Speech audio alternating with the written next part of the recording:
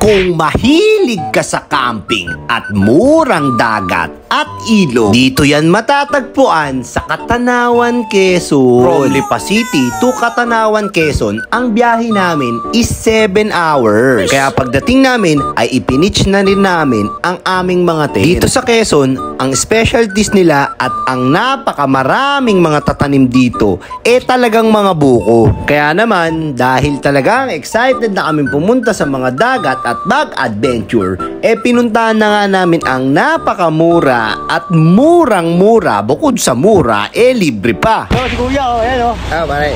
Shoutout. Tapos sa mga taga-Christmas dyan. Nasa Quezon na po ang may narito po siya ngayon sa Quezon. Yun yawat Kuya, pabuti. Ang pangalan mo ulit Kuya? Rodrigo, Alice Corno. Kay Rodrigo, bait mo. Right. Thank you. At si Kuya Rodrigo nga ay isa sa tiyuhin ni Chanel na nagpatuloy sa amin dito sa Katanawan, Quezon. At batay nga sa kanya ay napakadami nga naman talagang resort dito na magaganda. At kaya naman napaebat adan talaga si Kiel. Alright. Dito nga sa Katanawan, Quezon kahit saan napakadaming mga puno ng buko. Simpleng pagkain at simpleng outing lang ganun. Kaya naniniwala ako na dito sa Pilipinas napakarami pang magagandang lugar na mura at libre. Magkano yung sinog yan? Lakas mo. Uy. Babagayin lang. Dito nga sa beach na to, ang binayaran namin ay ang 2 cottage. Bawat isang cottage ay 500 pesos at pagkatapos noon, lahat na kami ay libre na kasi libre naman ang entrance dito. Mabait ang mabait mo. Alam mo o diba, sulit na sulit. Para sa libreng beach ay talaga namang ayos na din Sa magandang beach na libre, talaga namang napakaganda ng kanilang buhangin din siya talagang mapapaibig ka din sa lugar na ito.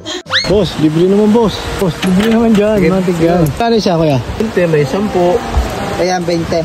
20, 20. Matik nga kay bossing. At habang tamang sightseeing ka, napakarami naman talagang dumadaan na pagkain dito. At bukod doon, may mga activities din dito. Dito nga sa Katanawan, Quezon, talaga namang kung ano lang ang mga nakatanim ay pwede mo rin kainin. Kaya talagang ngayong tag-init, napakasarap magbuko salad o kaya fruit salad. May-ari ng bahay dito kaya, kamusta? Kamala sa vlog yan. At ang sabi nga ng mga matatanda, kung merong itatanim ay merong ka ring aanihin. Ganyan ang magkayo. Ganyan. Palang pala, ayaw mo galing-galingan pa lupit mo. Kayod ha. Kayod bilat. Kayod bilat. Saglit lang, ilang segundo lang. Sa'yo kanina ka pa dyan. Saan galing? Sa dagat. Sa dagat? Opo. Hindi ba ano yun? Ilog yun Ilog. Dagat. Ilog. Kanina ka pa sa dagat Makanta nga siya kanina, wag muna tayo umuwi. Hindi tayo uuwi, Noah. Hindi tayo uuwi. Ano na muwi? Awa. Bakit? Uwi na tayo. Uwi na tayo mamaya. Ayaw mo? Dito na tayo. Siya nga talagang hindi ka talaga mapapauwi pagka nandirito ka dini. Syempre, ipiplex ko ang aming mga masasarap na pagkain at hindi mawawala ang Miss Piggy Longganisa. Ang sarap lang din talaga na meron kang peace of mind, di ba mga kamangga? Dahil nasa kabukiran kami, nagdala na nga kami ng mga solid na battery. At pagkatapos, itong mga ilaw namin, pinagbibili lang namin to sa mga TikTok at Shopee. Solid na itong ilaw namin, 12 volts to mga kamangga. At talaga naman sa 2 nights and 3 days namin na pag-stay dito, talaga namang ipinaglabang kami ng ilaw na ito. So, on my experience, talaga namang mas better magdala ng mga ganitong battery kesa magdala ka ng mga tina-charge na ilaw. For real.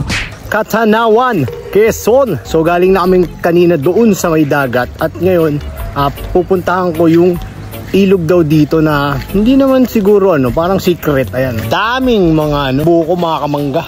Hindi na kamangga, kabuko na. Ayun hawit. Kung makikita nyo, napaka-lonely ko. Ayun Uy. Hoy, Olip! Liga rito. Tindahan. Mahulog ka. Sige ka, yari ka dyan. Sabi ko sa'yo Dahan-dahan lang. Mapunta daw at Tita Pao. Dahan-dahan, walang tatakbo. Lalakad din ako. Kasama ako. Ako marunong hawakan ka. Yan madudulas ka. Hindi ka pa marunong. Dahan-dahan. Hindi ko marunong ako. Oh, teka lang. Nauna. Ay, attitude eh. Pag ikaw nahulog dyan, ayan na. At ari nga, malapit na nga ho kami. Ayan. Yun ang aming nilakad eh. Malapit lang naman. So, titignan natin kung maganda nga yung napakalagandang ano rito. You know, uy. Uy. Uy. Look at this place. Pwede ah. Not bad this ah. Few steps. Pwede. Semi-paradise. Uy. Look at this place na din. Sarap din tumambay at mag-pitch. Oh, ganda dun oh. Pwede. Linaw-linaw no? Hello. Ang sarap. Ayun oh. Sampisaw lang ng konti dyan. Ayun oh. Pakalino ng tubig oh. What a paradise. At ito naman ang kanilang tubig. Linaw, lamig. Malamig nga. Pwede. Sarap magtampisaw. Dahil sobrang overflowing naman ang tubig dito at sobrang linis dahil may mga bukal talaga dito dahil iniinom nga ang tubig sa bukal. At pagkatapos nun, dito na rin silang mga naglalaba. At syempre, hindi rin kami magpapapigil. Dito na rin kami muna maliligo ng napakasaya at bubuo ng napakasarap na pakiramdam at magandang memories sa mundo.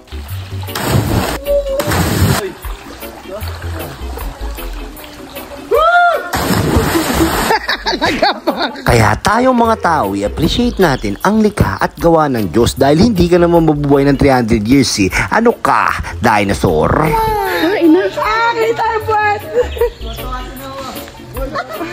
ba't hindi ka doon naghirugas? Abas ko sa minabata. Uy, magok! Yes, putang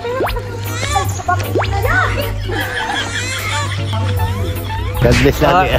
Sana mabalik kayo. Yun, oo. Sabi ko nga po, balik tayo dito. Salamat talaga. Mabalik kami tayo. Ang ganda ng lugar mo. Thank you. Okay, 1, 2, 3. Isa pa, 1, 2, 3. Ay, video pala. Sorry. At sa napakaganda rito, napakababait talaga ng mga may-ari. Maraming salamat po. Malapit tayo. Oo, nandun po na yung brown na. Hindi, doon ka tumahe. Saan? Ikaw, Noy, saan ka tumahe, Noy? Wow! Ano mga spot na tayhan dito? Oh, luluwag. Oh, kahit saan. Tumahe, ito, tumahe. Salamat, Gine. Anong gawin mo? Commute ka pa din. Galing. Salamat.